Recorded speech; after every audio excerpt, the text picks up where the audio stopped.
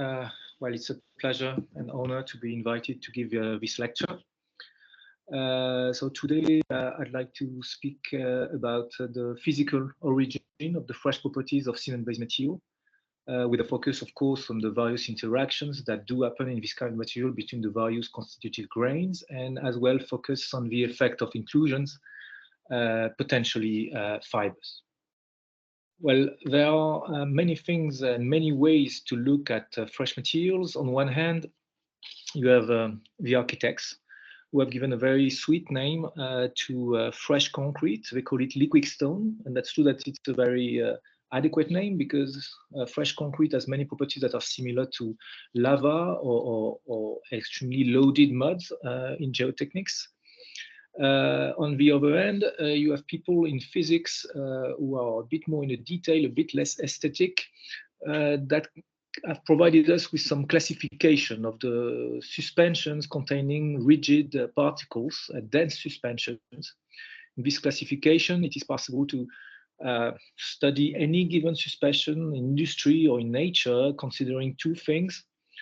On one hand, the concentration of particles in this suspension. On the other hand, the speed at which you shear the suspension, or the so-called shear rate gamma dot. So it can allow us to know more or less where we are when compared to other industrial or natural suspensions. However, the material we want to discuss today is far more complicated than most of industrial and natural suspensions, because first of its body dispersity.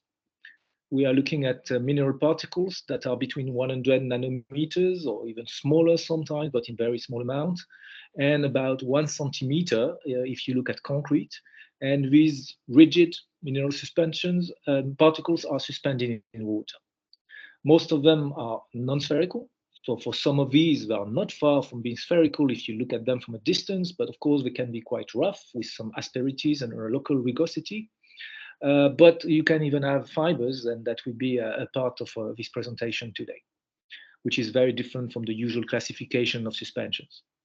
The solid fraction is really high, where we have rather dilute systems such as grouts, but you can go up to 80 or even higher for very specific materials such as ultra high performance concrete. And we are not facing only mineral particles, but we are facing in the range of a couple nanometers to 10 nanometers, sometimes above for viscosity agent, some organic molecules, macromolecules, polymers, that are used as admixtures to modify the fresh property at dosages of the order of a few tenths of percent. That would be already a very complicated system, but at the same time, casting, shaping of this kind of material, from mixing to the final, the ending of the casting process, can take a couple hours. And during this time, we have ongoing chemical reaction in the material. Of course, for most people, it is considered that the material is dormant, that not much is happening inside. But for people studying rheology, this very low-level activity chemical reaction has consequences that are far from being neglectable, and we'll discuss that too. So at the end of the day, when we measure the rheometry of such materials, so often people doing rheometry measure shear stress. So that's very similar to what we do when we measure mechanical properties by measuring compressive stress, but we don't measure it as a function of deformation, we measure it as a function of deformation rate. So here, shear rate gamma dot in second minus 1. And what we see is that this type of material, cement paste, mortars, concrete, they all have a so-called yield stress, so a critical stress, below which the material doesn't flow and above which it flows, with a viscosity that has a very complex answer as a function of shear rate. While for shear rates that stay quite low, the material is shear thinning, which means that the viscosity is decreasing when you accelerate. Then you reach a Newtonian plateau, where you could think that things are becoming simpler because the viscosity is constant, but it is in fact one of the most complex regimes for these fresh materials. And if you go faster, so about 1000 second minus 1 for a paste, but sometimes only 20, 30 second minus 1 for a concrete, you can see some shear thickening, especially for the low water to cement ratio materials. So what we're going to do is to enter these behavior law, these flow curves, and try to understand where they come from and where they originate from. And we will see later how the presence of inclusions, such as aggregates of fibers, can amplify this behavior at the level of the matrix.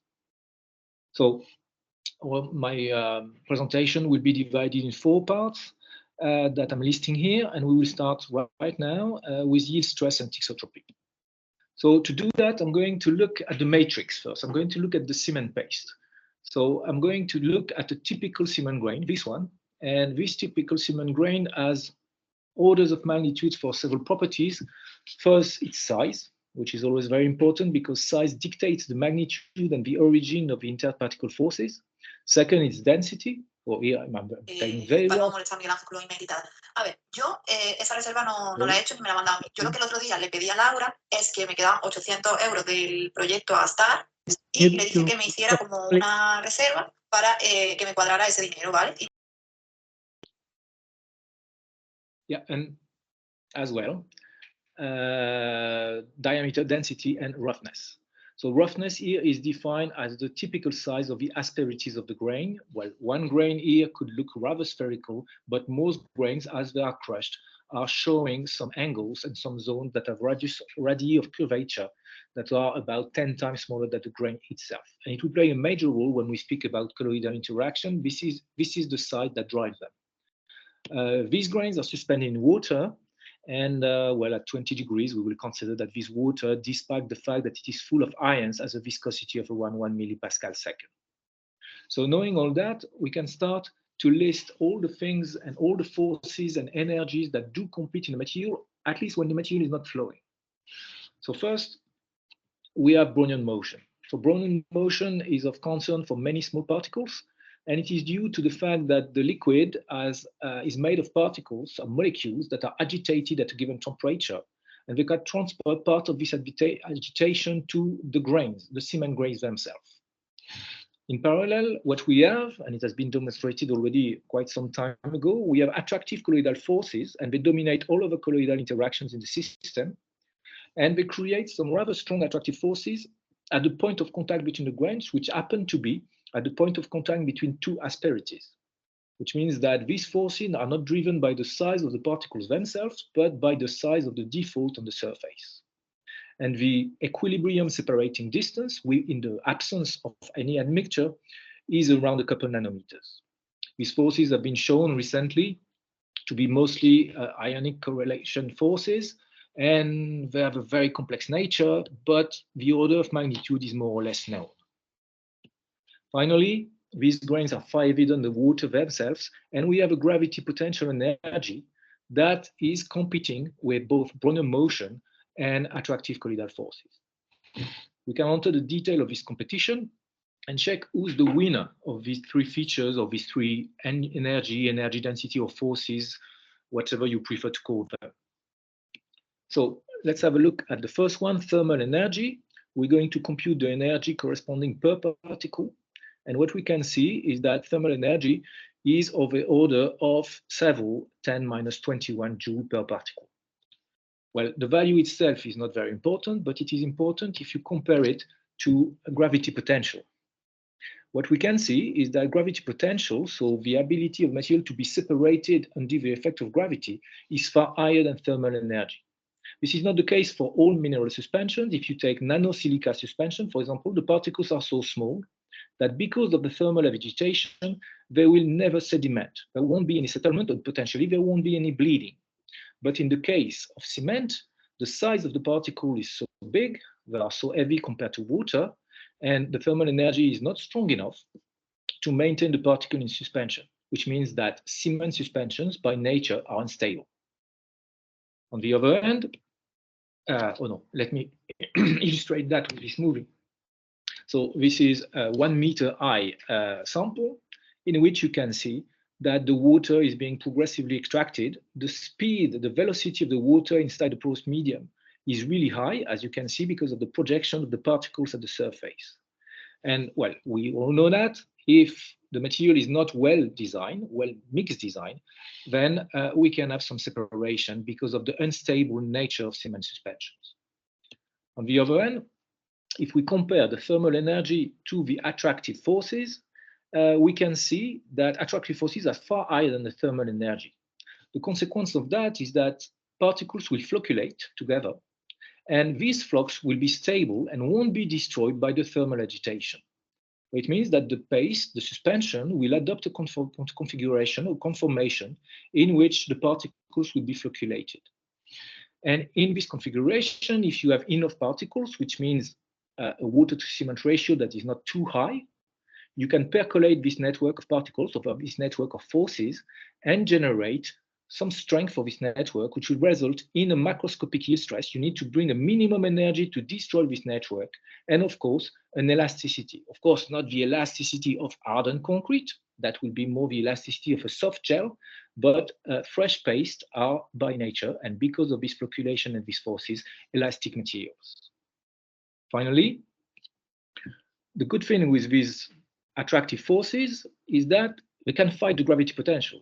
They are bad in a way because they make the material stiff, they increase the yield stress, they make it more difficult to shape or to cast, but on the other hand, they are higher potentially than the gravity forces that do separate the particle, which means that if you prepare a water to cement ratio 0.4 cement paste with the same one, there is a very high probability, depending on the particle size distribution mostly, and the D50, that your material will be stable, will not bleed. Why?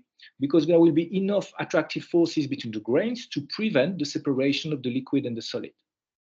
So that is something that is very useful, and that is that way that concrete was made designed before the advent of admixtures. So just to sum up at this stage, cement pastes are unstable by nature because of the large size, 10 micrometer for colloid particles, that's quite big, of the cement grains. But on the other hand, these particles do flocculate because of attractive interactions. And if we have enough particles, we have a yield stress, and this yield stress allows the system to become stable. So that is already a rather complex picture, and when you compare to other mineral suspension or dense suspensions in literature, we are already facing something that is quite specific. But that is not the only complexity, because these materials do change with time. So what is now accepted from literature is that as soon as you have this first flocculation between the grains due to the attractive forces, you start to have some nucleation of hydrates at the contact points between the grains. These hydrates will grow, and I'm not speaking about setting here, I'm speaking about very low amount of hydrates, but well located at the contact points and strong enough to increase the consistency of the material if you leave it at rest. If you leave it at rest too long, your mixer may not be able to destroy that, and it will be called workability loss. Otherwise, it is often called aging, structuration, or thixotropy. And what we see is that the material, after an initial flocculation typical of colloidal particles, will see an increase in yield stress as a function of time that is induced by the chemical reaction in the system. And this increase has been proven and has been shown to be proportional to the heat flux, even if this heat flux seems very low compared to what will happen later during setting. Let's now move to a second part where we will see what happens when we try to make the system flow. So when we apply to the system a stress that is higher than the yield stress, and suddenly we destroy this network of particles. So what we know from the physics of suspensions is that we are facing here two kinds of dissipation or two kinds of energies. On one end, we have a viscous dissipation. Between the grains, we have a liquid, Newtonian viscous liquid, water, and we're going to squeeze this fluid between the grains in a very small gap. And this will dissipate energy. As any viscous dissipation, it is expected to be proportional to the shear rate or to the velocity at which the material flows. On the other hand, when you are at high shear rates, the particle kinetic energy starts to have to be accounted for, especially in a very dense system where the trajectories of the particle can be extremely complex. So imagine it's like a car trying to drive extremely fast in a traffic jam. So this car will just always accelerate very strongly and brake very strongly. And this type of inertia, of kinetic energy, is expected to scale like any kinetic energy with the power 2 of the velocity, which here means the power 2 of the shear rate, the velocity at which you deform the material. So let's try to put everything together in one big picture. I'm plotting here the energy dissipation per particle in the unit of kT second, and I'm plotting the three energies that we compared. So thermal energy, the lowest, then gravity potential energy here, and the attractive colloidal forces that are at the origin of the yield stress. I'm plotting here as well the viscous dissipation, estimated from the various length scale and the viscosity of the liquid, and I'm plotting here the kinetic energy of the particles. And what we see is that all these forces do compete, apart from gravity and thermal, that are slightly less than the others and can be neglected. And if you make a very basic assumption that you add them, you are expecting to have a radiological behavior that should be this one. So a shear thinning material, then a sort of plateau where in fact everything is in competition, and then an increase in the viscosity as a function of shear rate induced by the particle kinetic energy. And then I'm showing here what we usually measure for cement paste, and it is indeed this type of behavior. So here there are not many things that are quantitative. These are orders of magnitude. Everything is log scale, but it suggests that the physics that is at the origin of the behavior is now in literature more or less understood, and it is possible to modify some of its contribution by using several things like changing the solid fraction or using admixtures. It also allows us to have our own classification for cement-based material, inspired by the one for generic materials, where we can see that we have competition between various physics, and we have materials in industry that are located more or less in this zone, and that can be extremely different and find the origin of their behavior in different features.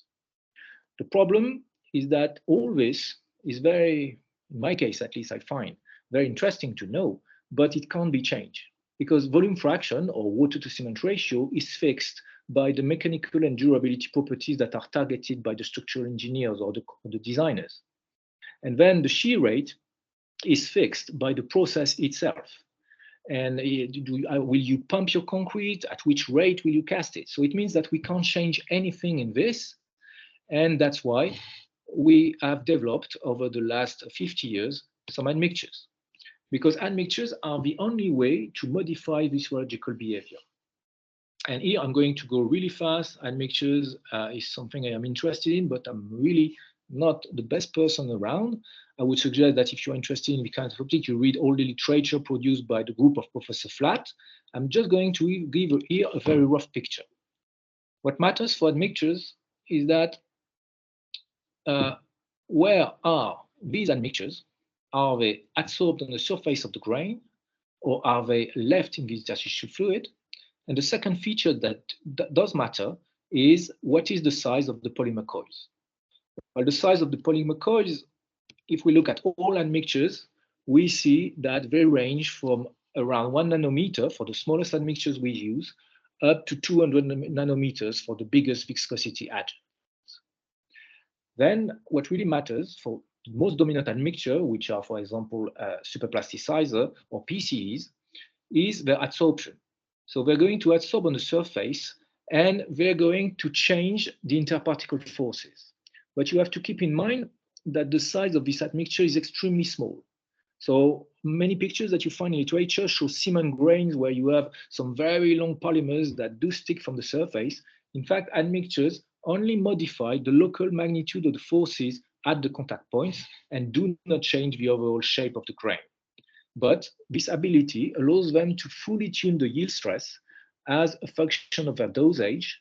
And there are now models in literature, for example, the Yodel developed by Robert Flatt some years ago, and co-authors. And these models allows for the accounting of the presence of admixtures and the prediction of the behavior.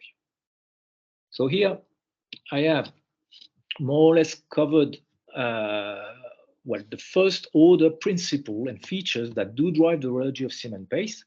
We're now going to move to what happens if I introduce in my cement paste some aggregates and fibers.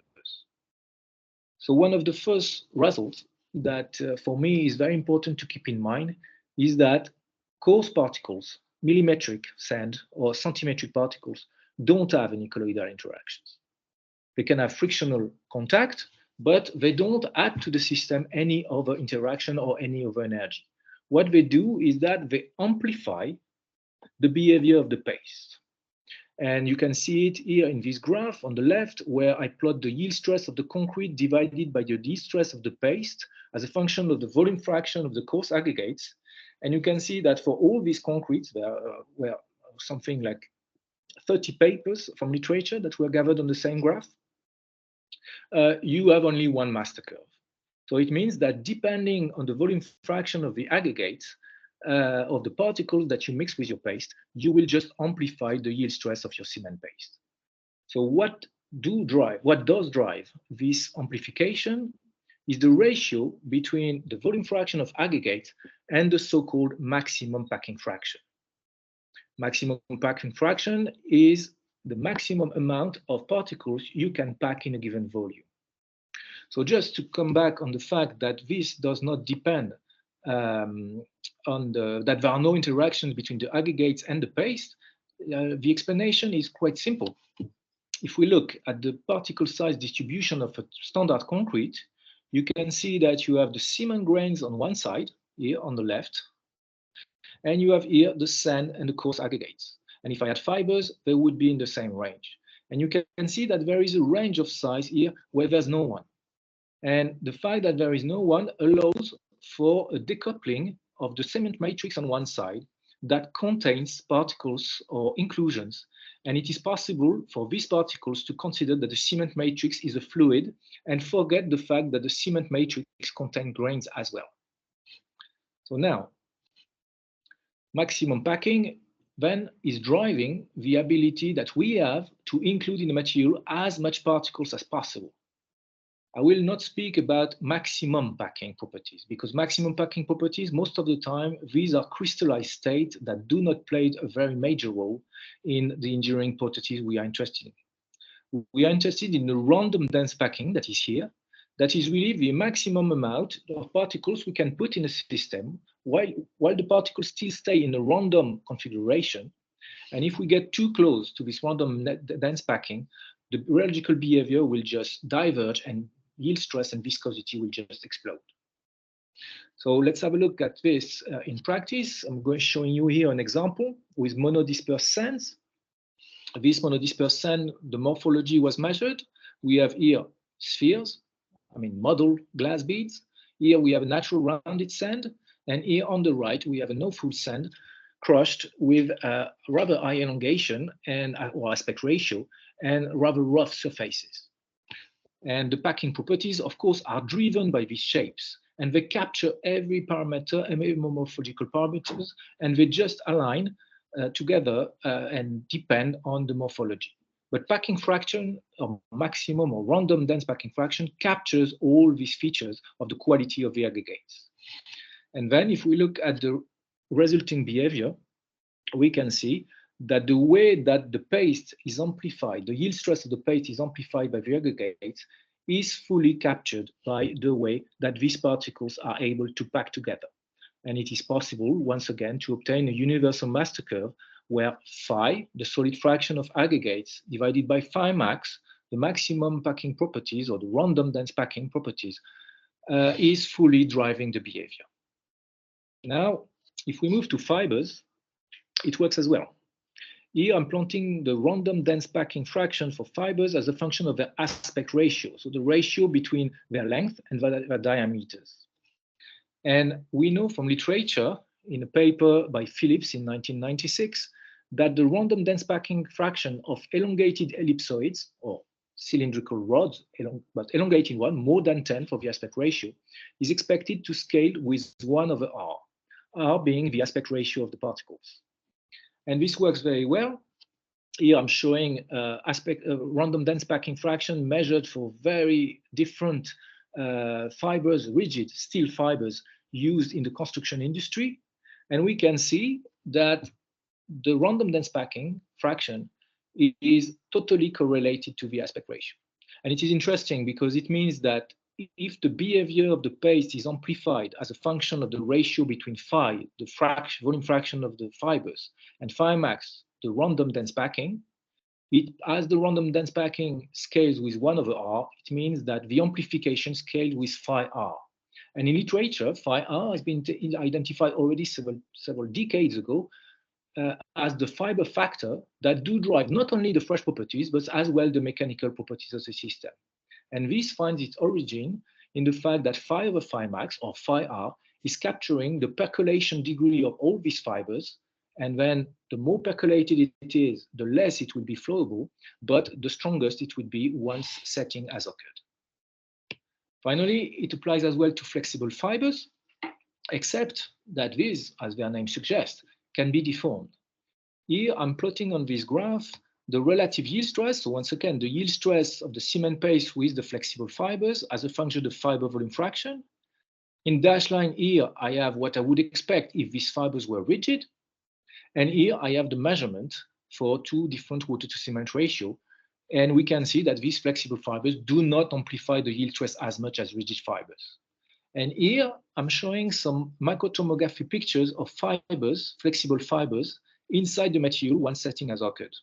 And what we can see is that indeed these fibers are being deformed by the matrix, the flow, and the presence of this very stiff material around them.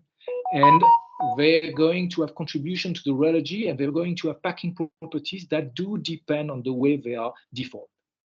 It's however possible to tackle this problem with the so-called random walk theory, the theory that is used to predict the conformation of polymers. And if you do that, you are able to turn this measurement of the relative yield stress as a function of fiber dosage for all these different flexible fibers into a unique master curve where you're going to divide this fiber dosage by the maximum packing properties computed from the state of the fibers once they are deformed in such a cement paste. So it means that at the end of the day, the rheology of the cement matrix today, from a qualitative point of view, is more or less understood. There are still a lot of questions when it comes to blended cements and when we move to different binders, but we have the big physical origin and the big physical features. We understand more or less how it is affected by admixture, and we know that this is going to be amplified by the inclusions we will add to the system, such as aggregates, rigid fibers, or flexible fibers. So we are here facing a system in which many things are understood from a qualitative point of view. Of course, every time we need to do mixed design, we have to measure a lot of properties of the different components in order to have an idea of where we will be. But I think that because of this understanding, the number of tests required to mix design material is decreasing, and the number of trials and errors required to reach the perfect mixed design is decreasing as well. And with this, I will end here, and I will thank you for your attention.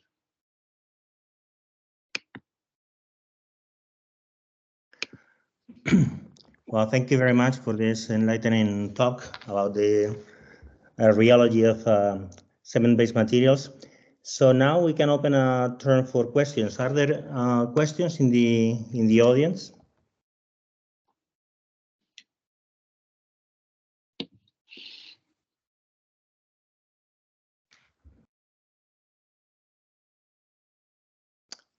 Rina? Nicola, I just wondering, I mean, all these aspects that you described, especially when the fibers are involved, are there numerical work available to simulate those behaviors? When it comes to aggregates, yes, there are numerical works. Some people have applied some distinct element method or some lattice Boltzmann method. When it comes to fibers, it is far more difficult because you have two dimensions in a fiber. One is the length, and the other one is the diameter. But the diameter is extremely small. Often the length is of the order of a few sand grains or a few gravels, or if you go to lower, smaller fibers, some cement grains. But the diameter is going to be sometimes 100 less than that. So it means that numerical simulation will have to have a resolution that is linked to the diameter of the fibers. And it means that the number of fibers you can simulate in a given simulation will be extremely low. So that's why the simulations today are quite limited. And I am aware of few work from by the way, Victor Meshrin and his students, some 15, 20 years ago. And I think that's the only work I am aware of, and it was using distinct element method, but the number of fibers were still limited because of the computational power that would be required to simulate such thin objects. Okay, thank you very much. So what do you think that basically the cement grains, they can be modeled as fluid, right? And the rest, they can be modeled as, the aggregates. Yes. I think that's an assumption that yes, that's an assumption that can often be done. Pay attention, however, that if you move to sands that do contain a lot of fine particles, or if you move to mixed design where you have a fine sand or a coarse filler, then the gap in the particle size distribution I showed is not existing anymore. And then saying that the grains see only a fluid around them, I mean the sand and the coarse aggregates, becomes wrong. And we have measured some deviation from the usual behavior that we can expect from a biphasic material where we have grains and a matrix. So this is true for most concrete, but some mixed design, especially with either fine sand or coarse filler, do not respect the assumptions needed, the conditions needed to make this this assumption. Yeah. Okay, thank you very much. Well, thank you very much. Any other question?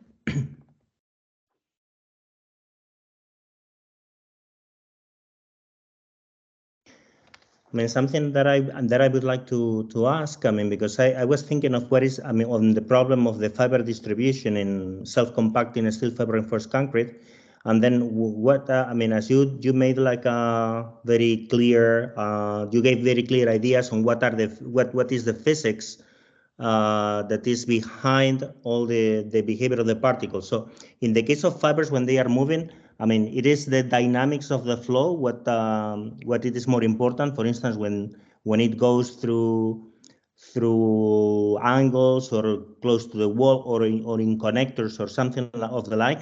I mean, what is the most important properties that we have to look at so as to predict what is going to be the orientation of the fibers? Okay. So, well, there are two things that I didn't speak about in this presentation. One is blocking, which can happen both for fibers or aggregates. And for fibers, indeed, when they flow and they are quite concentrated, or even for aggregates, you can have granular blocking. So you form a zone where you accumulate a lot of these particles, and then they cannot move anymore, and you're going to filtrate your paste inside that, and it's going to be a nightmare from a casting point of view.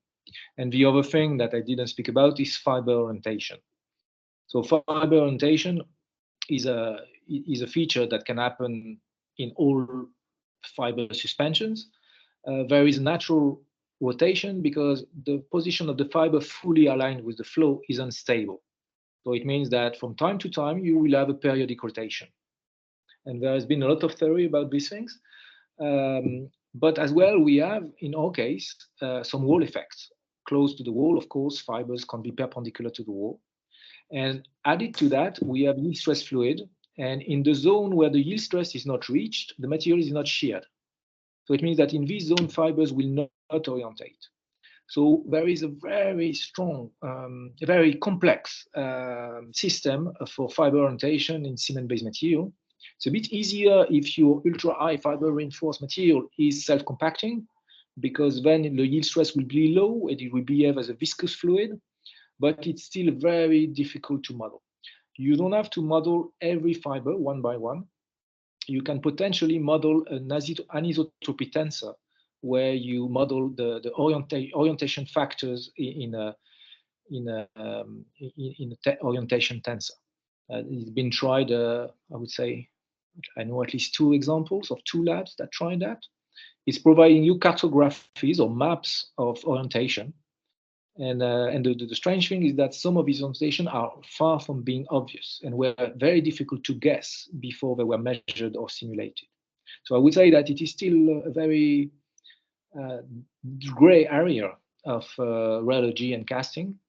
And I think it is one that would deserve some more research for people who are interested in predicting the structural behavior of fiber reinforced concrete, because of course this orientation is fully driving the structural answer.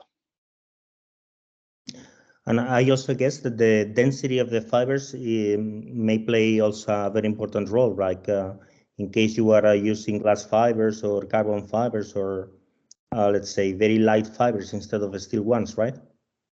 Yes, but it plays a role because people express dosages in mass.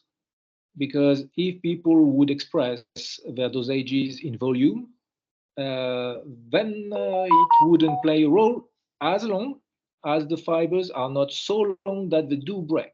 There was a paper by Phil Banfield some 15, 20 years ago, where he was measuring the radical behavior of cement-based material containing carbon fibers with elongation 400 or 500, and he was seeing a constant fluidification of the material. But it was because the carbon fibers were breaking.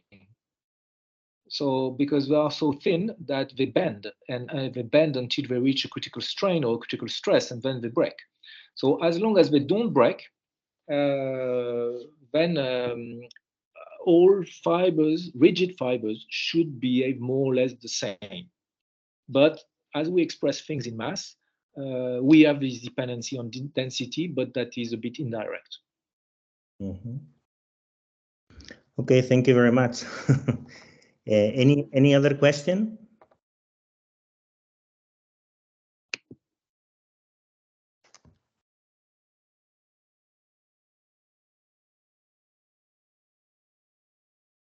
Well, in this case, thank you very much for this very enlightening talk about the basics of